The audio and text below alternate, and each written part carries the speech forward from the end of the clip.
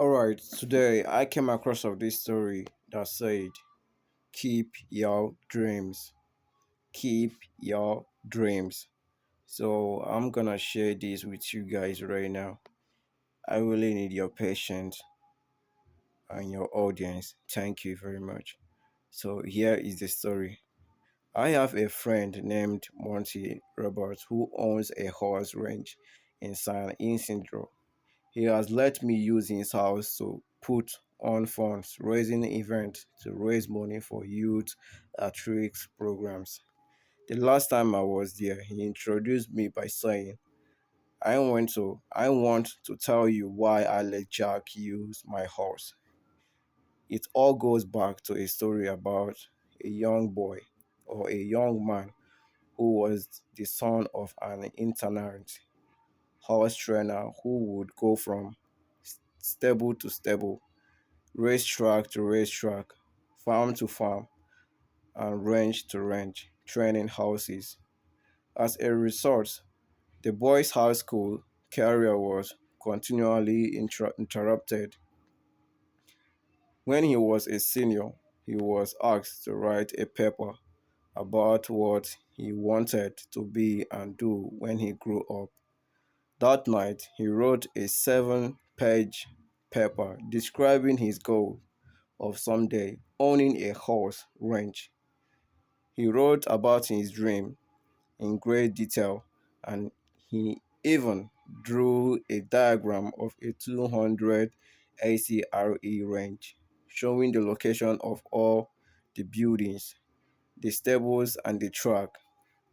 Then he drew a detailed floor plan for a 4,000 square foot house that would sit on a 200 ACRE dream range.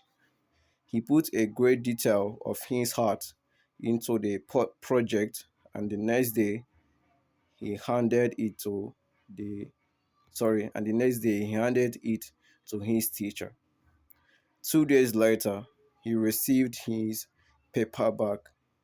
On the front page was a large red F with a note that read, "See me after class." The boy with the dream went to see the teacher after class and asked, "Why did I receive an F?" The teacher said, "This is an unrealistic dream for a young boy like you. You have no money. You come from an itinerant family.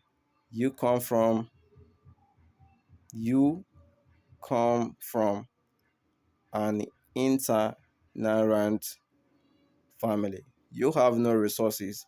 Owning a house's rent squares a lot of money. You have to buy the land. You have to pay for the original breeding stock, and later you will have to pay large stored fees. There is no way you would, there is no way you could ever do it." Then the teacher added, "If you will rewrite this paper with a more realistic goal, I'll reconsider your grade." The boy went home and thought about it long and hard. He asked his father what he should do. His father said, "Look, son, you have to make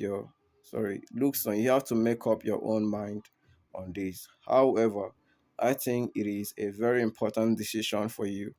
Finally, after sitting with it for a week, the boy turned in the same paper, making no changes at all.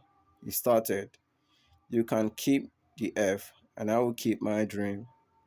Monty then turned to the assembled group and said, "I tell you this story because you are sitting in my 4,000 square foot house in the middle of my 200 ACRA house range. I still have that school paper frame over the fireplace." He added, "The best part of the story is that 2 summers ago, that the same school teacher brought 30 kids to camp out on my range for a week.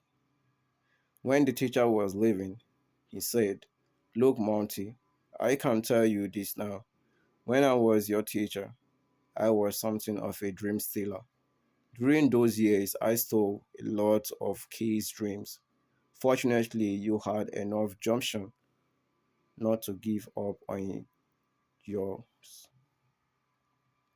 So, the conclusion of this story is that there is a moral given to the story is that don't let anyone steal your dream.